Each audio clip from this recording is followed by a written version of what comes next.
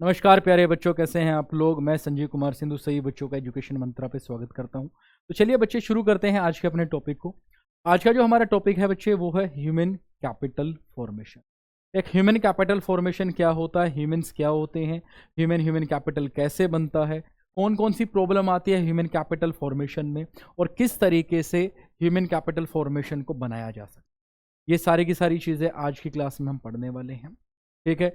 Human capital किस तरीके से देश की ग्रोथ में हेल्प करेंगे, इकोनॉमिक ग्रोथ में हेल्प करेंगे, ह्यूमन डेवलपमेंट क्या होता है, ह्यूमन कैपिटल क्या होता है, फिजिकल कैपिटल क्या होता है, और ह्यूमन कैपिटल, ये सारे के सारे छोटे छोटे टॉपिक आज हम डिस्कस करने वाले हैं।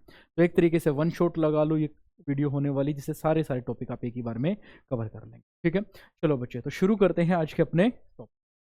तो देखो बच्चे जरा क्या क्या चीज़ें कवर करेंगे इसमें। सबसे पहले ह्यूमन कैपिटल के बारे में कवर करेंगे। ह्यूमन कैपिटल होता क्या है और किस तरीके से कोई भी ह्यूमन कैपिटल में तब्दील होगा। दूसरा जो है वो ह्यूमन कैपिटल और फिजिकल कैपिटल के बीच में डिफरेंस है। ठीक। तीसरा जो है ह्यूमन कैपिटल और ह्यूमन डेवलपमेंट के बीच में डिफरेंस है। चौथा जो है ह्यूमन कैपिटल के जो सोर्सेज जो होते हैं, यहाँ से एग्जाम में डिटेल से क्वेश्चन आता है, तो इसको डिटेल से आपको पढ़ लेना है। नेक्स्ट है education as a human resource. Education किस तरीके से ह्यूमन रिसोर्स के रूप में वर्क करता है और इंडिया के अंदर किस किस तरीके की एजुकेशन है, इसके ऊपर कभी कभी न्यूमेरिकल डाटा आ जाता है। और अगला human capital and economic growth. किस तरीके से ह्यूमन कैपिटल पूरी अर्थव्यवस्था की ग्रोथ करता है, इकोनॉमी की ग्रोथ करता है, और किस तरीके से कंट्रीब्यूशन करता है वो हम देखेंगे। और last but not list, human capital formation की प्रॉब्लम्स। यहाँ से एक ब्रेन ड्रेन नाम का एक टॉपिक है, वो बहुत पूछा जाता है एग्जाम के अंदर। इतना कर लिया पूरा चैप्टर खत्म, इससे बाहर कुछ आना ही नहीं है।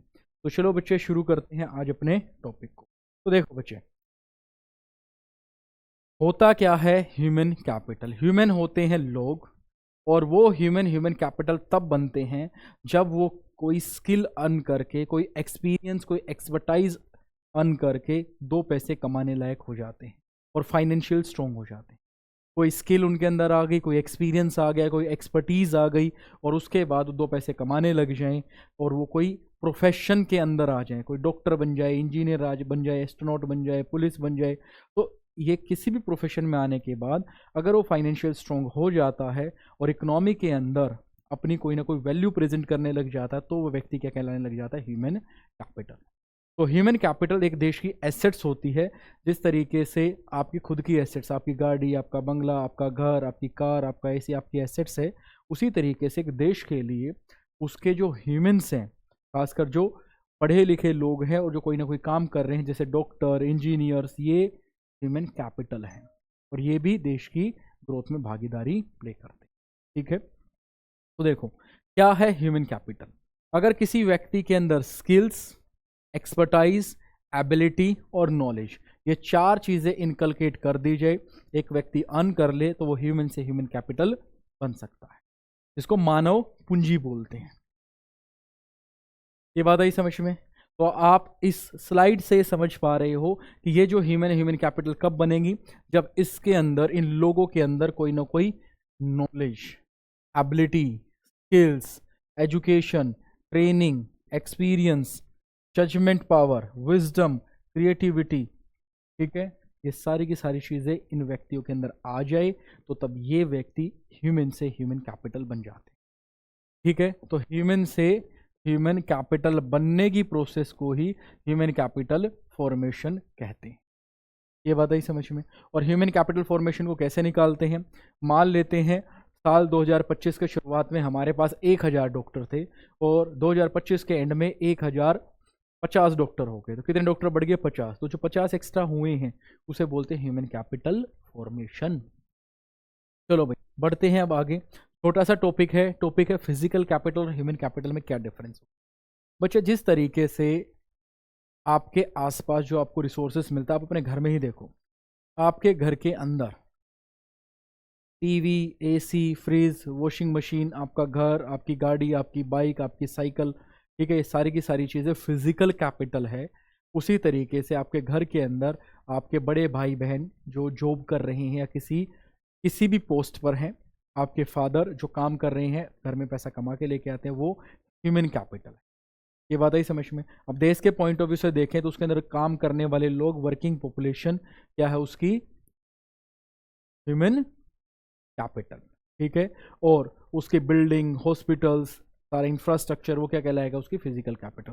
दोनों में बेसिकली कुछ छोटे छोटे फर्क होते हैं, वो देख लेते हैं। सबसे पहला, फिजिकल कैपिटल जो है बच्चों, मैन मेड एसेट्स होती हैं, man made assets, human being के द्वारा बनाई गई एसेट्स। और जो ह्यूमन कैपिटल होती है, ह्यूमन अपने खुद के अंदर ही स्किल, एजुकेशन, हेल्थ और नॉलेज इनको इनकलकेट करते हैं, यानी अपने अंदर इतनी सारी चीजें डाल देंगे तो क्या बन जाएंगे वो, ह्यूमन कैपिटल। नेक्स्ट जो है नेचर, बच्चे जो फिजिकल कैपिटल होती है वो टेंजेबल होती है और ह्यूमन कैपिटल इनटेंजेबल, ठीक है भाई।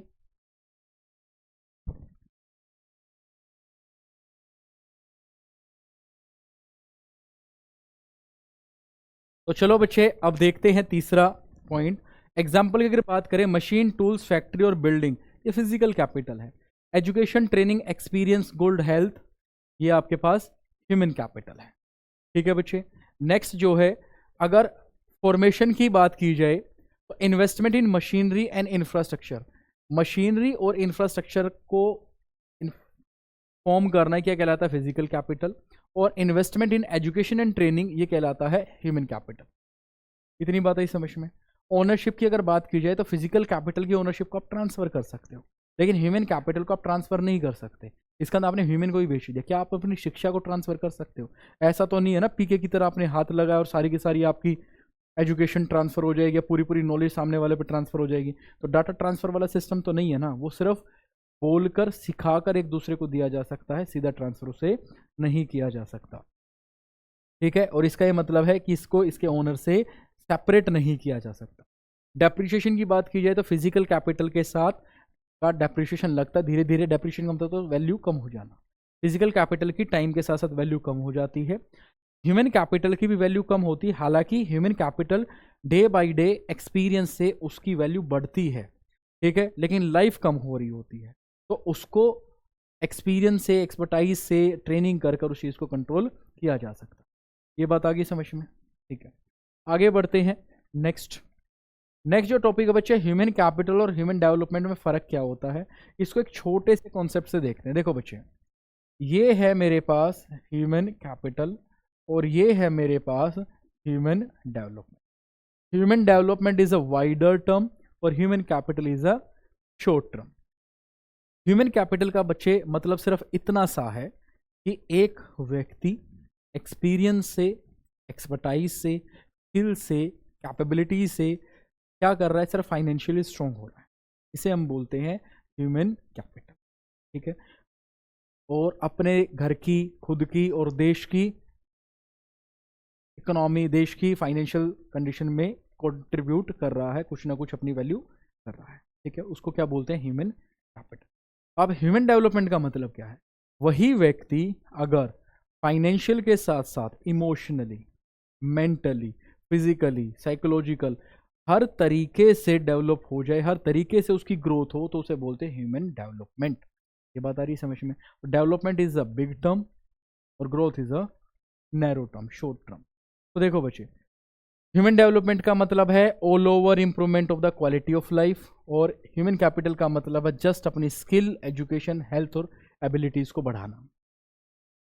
ह्यूमन डेवलपमेंट का फोकस रहता है पीपल की वेलबींग और फ्रीडम पर, और ह्यूमन कैपिटल का फोकस रहता है as a means of production पर, यानी जो पीपल है वो मीन्स ऑफ प्रोडक्शन है, वो गुड्स एंड सर्विसेज जनरेट करने के काम आएंगे। या तो गुड्स प्रोवाइड करेंगे, या तो सर्विस प्रोवाइड करेंगे, या गुड्स को जनरेट करेंगे। इनका ऑब्जेक्टिव क्या होता है बच्चे?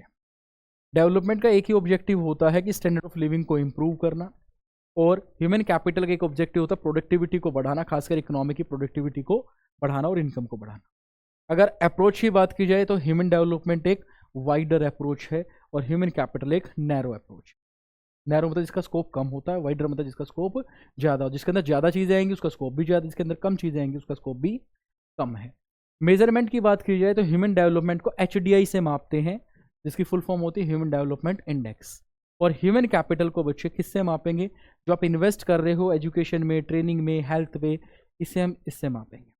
एंड और मीन्स का मतलब अगर देखा जाए, पीपल्स आर द एंड, यानी इसके अंदर पीपल ही रिसोर्स होते हैं, और people are treated as a means, यहाँ पर लोगों को ही मीन्स यानी रिसोर्सेज के तौर पर यूज किया जाता है। ये फर्क है इन दोनों के अंदर। उम्मीद है चीज आपको समझ में आई होगी। ठीक है, आगे बढ़ते हैं इसी के साथ। नेक्स्ट टॉपिक काफी इंपॉर्टेंट है बच्चे। टॉपिक का नाम है resource of human capital. Human capital को किस किस तरीके से डेवलप किया जा सकता है बच्चे? टोटल 5 खर्चे हो। सबसे पहले एजुकेशन पे खर्चा, दूसरा हेल्थ पे खर्चा, तीसरा माइग्रेशन पे खर्चा, चौथा इंफॉर्मेशन पे खर्चा, और पांचवा ऑन जॉब ट्रेनिंग, जॉब पर रहते हुए उसको ट्रेन कर कर ह्यूमन को और अच्छे से ह्यूमन रिसोर्स बनाया जा सकता है। ठीक है, तो देखो सबसे पहले experience, education, health, migration, information and on job training. तो सबसे पहले उसको एजुकेशन दो जिसके अंदर नॉलेज, स्किल और एफिशिएंसी आती है। ठीक है, नॉलेज पर किया गया खर्चा या एजुकेशन पर किया गया खर्चा एक ह्यूमन कैपिटल का सोर्स है। दूसरा हेल्थ, हेल्थ का मतलब बेसिकली फिजिकली और मेंटली हेल्थ है। अगर एक पर्सन फिजिकली फिट है तो ज़्यादा बेहतर तरीके से काम करेगा, मेंटली फिट है तो पीसफुल काम कर पाएगा। ऑन जॉब ट्रेनिंग ये काफ़ी इंपॉर्टेंट है, इसके ऊपर एग्जाम में कई बार क्वेश्चन आता है। ऑन जॉब ट्रेनिंग का मतलब है जॉब पर रहते रहते आपको ट्रेन करना। ये भी एक अच्छा सोर्स है। और ट्रेनिंग जो है 2 टाइप की हो सकती है, एक इन द कैंपस, एक आउटसाइड द कैंपस। ठीक है, जहाँ आप काम कर रहे हो ऑफिस के अंदर ही आपकी ट्रेनिंग हो सकती है, किसी और जगह भी आपकी ट्रेनिंग हो सकती है, जिससे आपकी प्रोडक्टिविटी, एफिशिएंसी, ये सारी की सारी चीज़ें बढ़ेंगी, अच्छी हो जाएंगी। अगला बच्चे माइग्रेशन। माइग्रेशन से कैसे ह्यूमन कैपिटल बनेगा? बच्चे दिल्ली, मुंबई, चेन्नई, कोलकाता, ये 4 महानगर हैं, मेट्रोपॉलिटन सिटी है। इनके अंदर आपने देखा होगा बहुत सारे माइग्रेंट लोग हैं। यूपी, बिहार, झारखंड, उड़ीसा से बहुत सारे लोग यहाँ कर रह भी रहे हैं, काम भी कर रहे हैं। क्यों माइग्रेट हो रहे हैं वो यहाँ से? अपने होम टाउन से वहाँ से माइग्रेट होकर यहाँ क्यों आ रहे हैं? क्योंकि वहाँ पर काम नहीं है। काम है तो अच्छा पैसा नहीं है। इन स्टेट के अंदर काम भी है, पैसा भी है, इसी वजह से वो लोग यहाँ माइग्रेट हो रहे हैं। यहाँ पर आकर उनको काम मिल जाता है, काम मिलते ही वो ह्यूमन से ह्यूमन कैपिटल बन जाते हैं। ठीक है, नेक्स्ट है इन्फॉर्मेशन। अब इन्फॉर्मेशन के ऊपर किया गया खर्चा, इन्फॉर्मेशन के ऊपर कि कहाँ जॉब है, किस टाइप की जॉब है, और ये सारे के इन सभी के लिए आपको कुछ खर्चा करना पड़ेगा। जैसे आपके पास फ़ोन है, इंटरनेट फैसिलिटी के लिए आपको इंटरनेट का रिचार्ज करवाना पड़ेगा। अगर आप पेपर मीडिया का यूज़ करना चाहते हो तो एक एम्प्लॉयमेंट न्यूज आती है जिसको रोजगार समाचार पत्र बोलते हैं, उसको खर्च करने के लिए पैसा, खरीदने के लिए पैसा खर्च करना पड़ेगा। दुनिया भर की ऐप आती है, जैसे अपना ऐप है, उसको खरीदने के लिए या उसको चलाने के लिए आपके पास फ़ोन होना चाहिए, उसके ऊपर खर्चा करना पड़ेगा। तो बहुत सारे ऐसे प्लेटफॉर्म है, चाहे ऑनलाइन हो चाहे ऑफलाइन हो, वहाँ से इन्फॉर्मेशन लेने के लिए आपको कुछ ना कुछ खर्चा करना पड़ेगा। उसी खर्चे को हम क्या बोलते हैं? Source of human capital. Education, दूसरा हेल्थ, तीसरा ऑन जॉब ट्रेनिंग, चौथा माइग्रेशन, पांचवा इंफॉर्मेशन और छठा एक्सपीरियंस भी आप इसे पूछ सकते हो। इन 6 चीज़ों पर किया गया खर्चा क्या कहलाता है? आपका source of human capital formation. अब ये सारे के सारे इंपॉर्टेंट है, एग्जाम के अंदर यहाँ से क्वेश्चन पूछ लिए जाते हैं और अंदर से क्वेश्चन पूछ लिया जाता है कि इसके बारे में आप बताओ। तो एक एक करके थोड़ा सा और डिटेल में डिस्कस कर लेते हैं। सबसे पहले बात की गई एजुकेशन की। एजुकेशन पर जो खर्चा है, किस किस तरीके की एजुकेशन है? Primary, secondary, senior secondary, higher education. India के अंदर कई तरीके की एजुकेशन। तो भाई जब आप 5वीं तक बच्चे पढ़ रहे होते प्राइमरी एजुकेशन है। ठीक है, 8वीं से 10वीं तक पढ़ रहे होते हैं तो सेकेंडरी एजुकेशन है। तो 11वीं 12वीं पढ़ रहे होते हैं सीनियर सेकेंडरी एजुकेशन है। उसके बाद कॉलेज में जाते हैं ग्रेजुएशन और मास्टर डिग्री के लिए, वो हायर एजुकेशन है। तो बच्चे सारी की सारी एजुकेशन आपके अंदर स्किल्स और एक्सपीरियंस को इनकलकेट कर रही होती है और इससे आप अच्छे ह्यूमन रिसोर्स बन सकते हो। तो बेसिकली इसके अंदर आपको क्या क्या चीज़ें मिलेगी? सबसे पहले नॉलेज एंड स्किल, आप नई टेक्नोलॉजी को अडोप्ट करने के लायक हो जाओगे। उसके बाद एम्प्लॉयमेंट अपॉर्चुनिटी आपको मिलेगी और साथ में आपका इकोनॉमिक डेवलपमेंट होगा, पैसों से रिलेटेड आपका डेवलपमेंट होगा, साथ में लेबर की एफिशिएंसी आएगी। तो एजुकेशन आपको ये 5 स्किल प्रोवाइड कराती है जिसकी वजह से आप एक अच्छे ह्यूमन रिसोर्स बन सकते हो। ये बात आई समझ में? बहुत बढ़िया जी, इसका एक स्क्रीनशॉट ले लो, उसके बाद हम आगे चलते हैं। चलो भाई नेक्स्ट।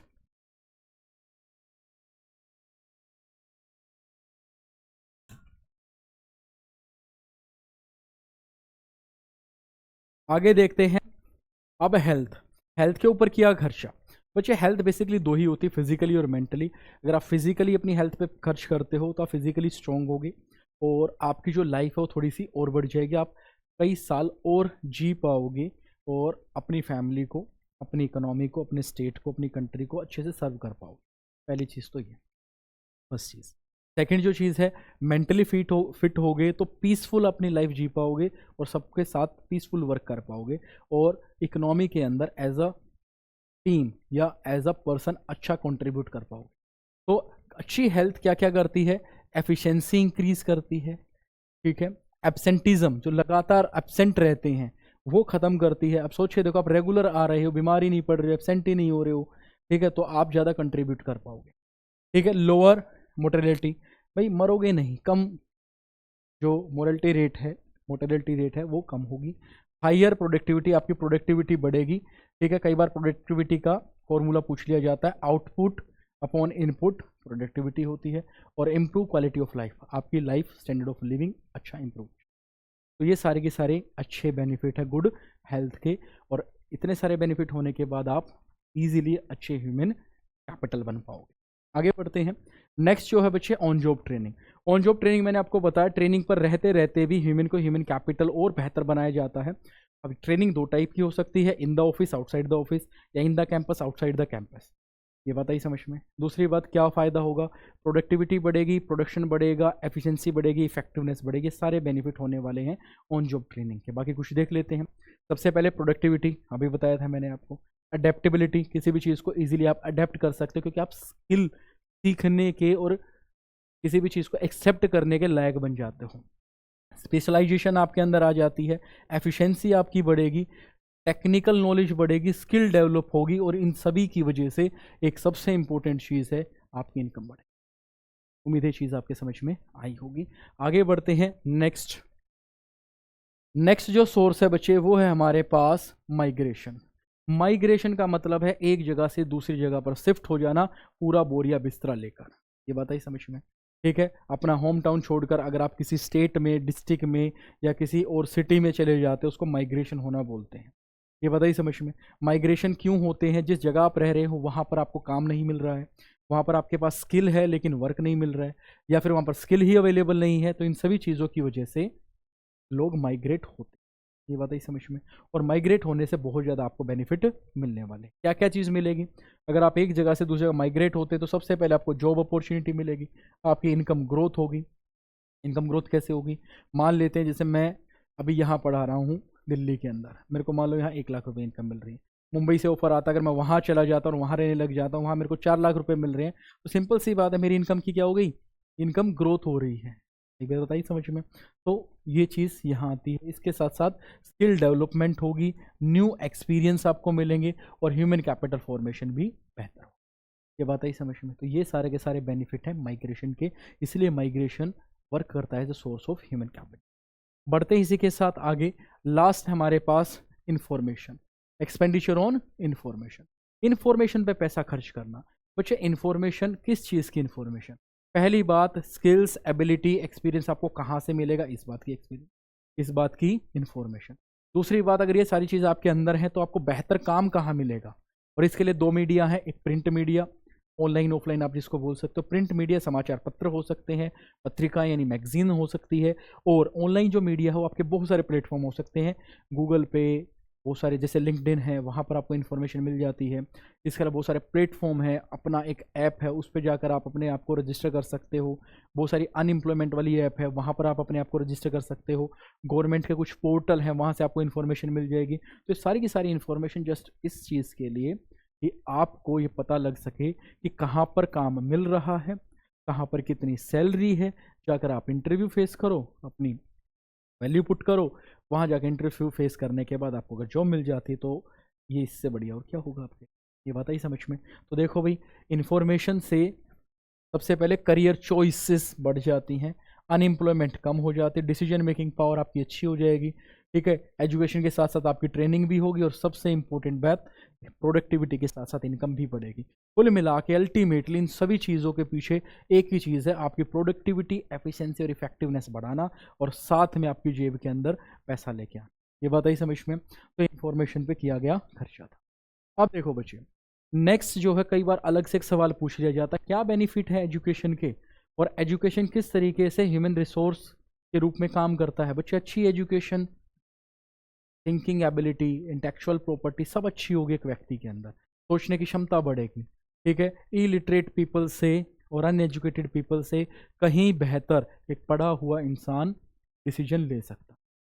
ठीक है, क्योंकि अनपढ़ व्यक्ति इमोशनली डिसीजन लेगा और पढ़ा हुआ व्यक्ति अपनी पूरी एजुकेशन के बेसिस पर एक डिसीजन लेगा, और कहीं ना कहीं एजुकेटेड पीपल का डिसीजन उस व्यक्ति से कहीं ज़्यादा बेहतर हो। ठीक है, वो अपने लिए डिसीजन ले, अपनी फैमिली के लिए डिसीजन ले, अपने देश के लिए डिसीजन ले, अपनी कंपनी या ऑर्गेनाइजेशन के लिए डिसीजन ले, उसका डिसीजन हमेशा उनसे बेहतर होगा। इसीलिए एक अच्छी एजुकेशन आपको लेनी बहुत ज़रूरी है। और कुछ ऐसे पॉइंट देख लेते हैं हम लोग जो एजुकेशन के बेनिफिट मिलते हैं। सबसे पहला, नॉलेज बढ़ती है। दूसरा, टेक्निकल एडवांसमेंट होती है कि आप नई नई टेक्नोलॉजी सीख पाते हो, अडेप्ट कर पाते हो। आपकी सबसे बड़ी चीज़ इकोनॉमिक ग्रोथ होती है, पैसे की ग्रोथ होती है। साथ साथ क्वालिटी ऑफ लाइफ इंप्रूव होगी।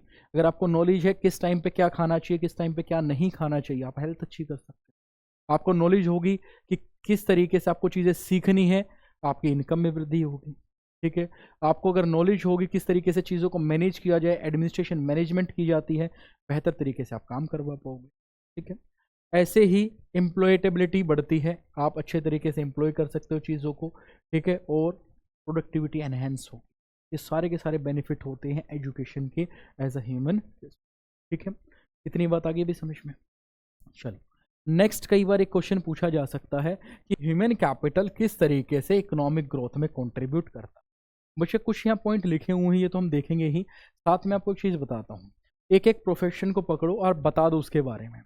जैसे एजुकेशन से कुछ लोग डॉक्टर बनेंगे, डॉक्टर बनने से उस देश के अंदर मेडिकल फैसिलिटी अच्छी होगी, बढ़िया बढ़िया नर्सिंग होम बनेंगे, बढ़िया हॉस्पिटल बनेंगे, अच्छे से ट्रीटमेंट होगी।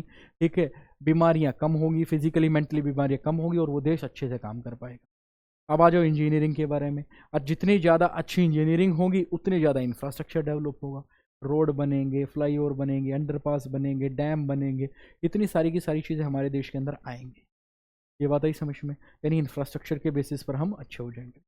जितने अच्छे हिस्टोरियन बनेंगे तो हम अपने पास्ट को पहचान पाएंगे। ठीक है, इसके अलावा साइंटिस्ट अच्छे बनेंगे तो स्पेस में जा सकते हैं, स्पेस की जो चीज़ों को हम डिस्कवर कर सकते हैं। तो इतने सारे के सारे हम काम कर सकते हैं, और ये सारे के सारे इकोनॉमिक ग्रोथ में हेल्प करेंगे। इतनी बात है समझ में? टीचर जितने अच्छे होंगे, जितने बेहतर, जितने ज़्यादा टीचर होंगे, उतने ही अपने देश के लोगों के अंदर एजुकेशन फैला पाएंगे, बच्चों को पढ़ा पाएंगे और एजुकेटेड कर पाएंगे। तो एक अच्छा एजुकेटेड समाज होगा। ये बात आई समझ में? तो डॉक्टर, टीचर, इंजीनियर, एस्ट्रोनॉट, ये सारे के सारे लोग कहीं ना कहीं कंट्रीब्यूट करते हैं देश के अंदर। ऐसे ही जितने अच्छे जिम्नास्टिक लोग होंगे, योगा सेंटर्स होंगे। ठीक है, योगा सेंटर लोग जो है मेंटली स्ट्रॉन्ग होंगे, जिम इंस्ट्रक्टर होंगे तो फिजिकली स्ट्रॉन्ग होंगे। तो इससे हमारा देश फिजिकली फिट होगा, मेंटली फिट होगा। ये बात आ रही समझ में? तो बहुत सारे ऐसे प्रोफेशन हैं जो देश को कहीं ना कहीं आगे बढ़ाते हैं, और आगे बढ़ेंगे साथ साथ कुछ लोगों को एम्प्लॉयमेंट भी मिलेगा और देश की इकोनॉमिक ग्रोथ भी हो। तो देखो भाई, फिलहाल सबसे पहले क्या चीज़ होती है, इससे प्रोडक्टिविटी बढ़ेगी। बार बार ये वर्ड आ रहा है, प्रोडक्टिविटी बढ़ेगी, एफिशिएंसी, इफेक्टिवनेस बढ़ेगी, टेक्नोलॉजिकल डेवलपमेंट होगा। ठीक है, क्योंकि सिंपल सी बात, जो लोग जितने ज़्यादा पढ़ेंगे उतने ही डिस्कवरी कर सकते हैं, उतने इन्वेंशन कर सकते हैं पढ़कर, उनका प्रयोग कर कर। ठीक है, फिजिकल कैपिटल का इफेक्टिवली यूज़ कर पाएंगे। ठीक है, अनयूटिलाइजेशन नहीं होगा, यूटिलाइजेशन ज़्यादा होगा। उसके बाद हायर इनकम होगी और एम्प्लॉयमेंट जनरेशन होगा, क्योंकि हर एक व्यक्ति पढ़ा लिखा होगा, उसके पास नॉलेज होगी। अगला, इम्प्रूव्ड स्टैंडर्ड ऑफ लिविंग, यानी स्टैंडर्ड ऑफ लिविंग इम्प्रूव हो जाएंगे। ठीक है, जीने का जो स्टैंडर्ड है वो काफ़ी हाई हो जाएगा अगर आप एक अच्छे ह्यूमन कैपिटल हो। दूसरा, सस्टेनेबल ग्रोथ, आपकी जो ग्रोथ है वो सस्टेनेबल होगी, आपकी, आपके फ्यूचर जनरेशन की, दोनों की ग्रोथ का लेवल बढ़ जाए। ठीक है, साथ साथ जो मैंने आपको बातें बताई वो भी आप इसके अंदर जोड़ सकते हो। उम्मीद है चीज़ें समझ में आई हैं आपकी। तो एक लास्ट टॉपिक और करते हैं, ह्यूमन कैपिटल की फाउंडेशंस, यानी ह्यूमन कैपिटल के फायदे क्या। वही सारी चीज़ों भी पढ़ी थी हम लोगों ने, क्वालिटी ऑफ लाइफ का इंप्रूव होना, एफिशिएंसी इंक्रीज होना, एम्प्लॉयमेंट अपॉर्चुनिटी जनरेट करना, technical advancement, economic growth and productivity enhance. Same यही सवाल अभी हम लोगों ने डिस्कस करा। आगे बढ़ते हैं बच्चे, ये सबसे इंपॉर्टेंट सवाल है, ह्यूमन कैपिटल फॉर्मेशन की हिंड्रेंस। हिंड्रेंस मतलब रुकावटें। ऐसी कौन कौन सी प्रॉब्लम है जिसकी वजह से ह्यूमन कैपिटल फॉर्म नहीं हो रहा है, problem in human capital formation. ये आपको दिखा रही होगी, ये हमारा ह्यूमन कैपिटल है और इसके अंदर इतने सारे छेद हो रखे हैं, ये प्रॉब्लम क्रिएट कर रहे हैं। सबसे पहली problem, low education, low standard of education. कहने को हमारी एजुकेशन काफ़ी अच्छी हो चुकी है, बट फिर भी जो गैप है वो बहुत ज़्यादा है। किस चीज़ का गैप बच्चे? स्कूल लाइफ, कॉलेज लाइफ और कॉर्पोरेट लाइफ में दिन रात का अंतर है। ठीक है, कॉलेज लाइफ में जो पढ़ रहे हैं बच्चे और कॉर्पोरेट लाइफ में जो स्किल्स चाहिए उनमें दिन रात का अंतर है। ये बात आई समझ में? क्योंकि लोग और जो स्टूडेंट्स हैं, जो बच्चे हैं, वो कॉलेज लाइफ में इंजॉयमेंट पे ज़्यादा ध्यान दे रहे होते हैं और फोकस नहीं कर रहे होते अपनी पढ़ाई पर, और जो रिक्वायरमेंट होती है कॉर्पोरेट की वो कहीं ज़्यादा इनसे ऊपर होती है, वो रिक्वायरमेंट मीट नहीं हो पा रही है। ये बात आई समझ में? इस वजह से ये प्रॉब्लम। दूसरी, पुअर हेल्थ। हेल्थ पे बहुत ज़्यादा खर्चा किया जा रहा है। लोग आज भी अवेयर नहीं है फिजिकली और मेंटली हेल्थ के बारे में। जब तक वो अवेयर नहीं होंगे तो अपने ऊपर वर्क नहीं करेंगे, और वर्क नहीं करेंगे तो पुअर हेल्थ रहेगी, अच्छे ह्यूमन कैपिटल फॉर्मेशन नहीं हो पाए। नेक्स्ट है अनएम्प्लॉयमेंट।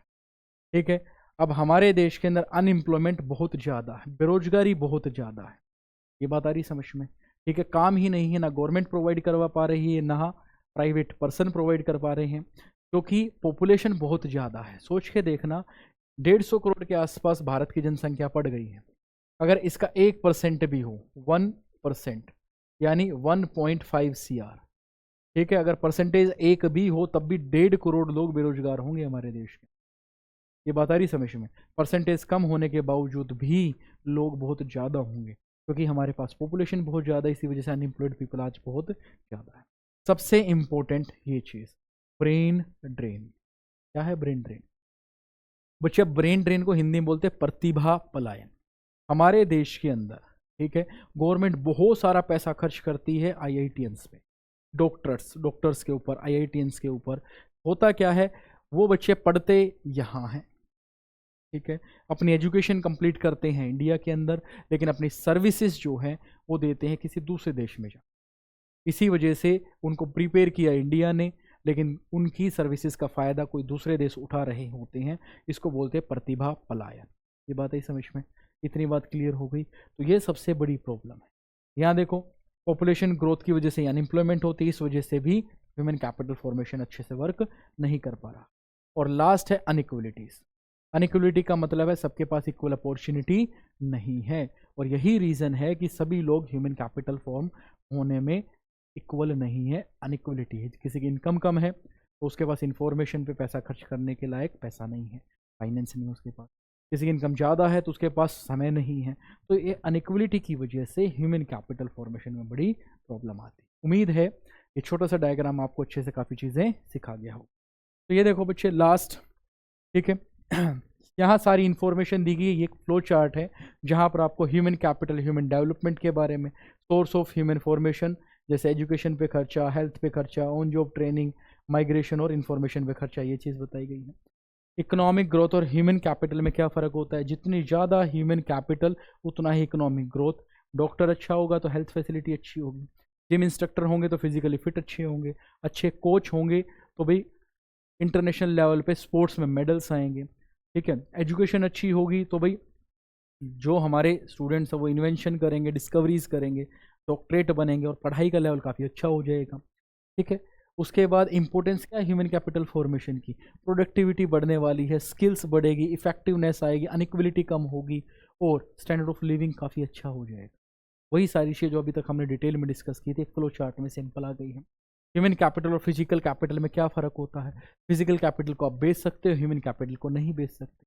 फिजिकल कैपिटल को आप उसके ओनर से सेपरेट कर सकते हो। मान लो मेरे पास एक कार है, मैंने बेच दी, ठीक है, लेकिन क्या मैं अपनी नॉलेज को बेच पाऊंगा? नहीं। नॉलेज किसी से शेयर कर सकता हूँ, ऐसा नहीं मैं किसी व्यक्ति को या नॉलेज को बेच दूँ। नॉलेज उसके मालिक से सेपरेट नहीं होती। ठीक है, ऐसे ही कुछ प्रॉब्लम है जो ह्यूमन कैपिटल फॉर्मेशन के अंदर आती है। क्या क्या प्रॉब्लम है? पहला, पॉपुलेशन लगातार बढ़ती जा रही है। मैन पावर प्लानिंग इनएफिशिएंट है। सबसे बड़ी बात, ब्रेन ड्रेन। ब्रेन ड्रेन सबसे बड़ी प्रॉब्लम, प्रतिभा पलायन इसे बोलते हैं बच्चे। इनएफिशिएंट ट्रेनिंग और लो एकेडमिक स्टैंडर्ड, इन सभी की वजह से हमारे देश में मानव पूंजी का निर्माण में रुकावटें आती हैं। ठीक है, उसके बाद गवर्नमेंट का जो एक्सपेंडिचर है एजुकेशन के ऊपर, ठीक है, लगभग लगभग 7.29 से 15.7% तक एक्सपेंडिचर बढ़ा है। और एक कमेटी की माने तो लगभग लगभग 6% से ज़्यादा हमारे जीडीपी का हमें अपने एजुकेशन पे खर्च करना चाहिए। ठीक है, ये बात आ रही समझ में। और ये रिकमेंडेशन काफ़ी पहले, ठीक है, कई सालों पहले, सालों क्या, कई मतलब मान के चला 60s या 70s के टाइम पर ये सारी चीज़ें बताई गई थी कि आपको अगर अपने देश की डेवलपमेंट करनी है तो एजुकेशन पे अपने जीडीपी का 6% तो पैसा खर्च करना ही पड़ेगा। लेकिन आज तक हम 6% के आंकड़े तक नहीं पहुँच पाए। इतनी बात आई समझ में। ठीक है, तो ये था आज का हमारा चैप्टर। उम्मीद है आपको इस चैप्टर में काफ़ी कुछ चीज़ें सीखने को मिली होंगी, क्योंकि इस चैप्टर के अंदर हमने ह्यूमन कैपिटल, फिजिकल कैपिटल इसके बारे में पढ़ा, ह्यूमन कैपिटल किस तरीके से इकोनॉमिक ग्रोथ में हेल्प करता है इसके बारे में पढ़ा, ह्यूमन कैपिटल और ह्यूमन डेवलपमेंट के बीच में क्या डिफरेंस होता है, कौन सी वाइडर टर्म है, कौन सी नैरो टर्म है, वो चीज़ें हमने डिस्कस की। सबसे इंपॉर्टेंट दो टॉपिक पढ़े कि ह्यूमन कैपिटल के सोर्स कौन कौन से हैं और ह्यूमन कैपिटल फॉर्मेशन में प्रॉब्लम क्या क्या आती है। ये बात आई समझ में। एग्जाम में इन दो के अलावा कहीं से सवाल नहीं आने वाला। तो ये थी आज की सेवा। आज की सेवा समाप्त करते हैं, मिलते हैं अगली क्लास के अंदर। धन्यवाद।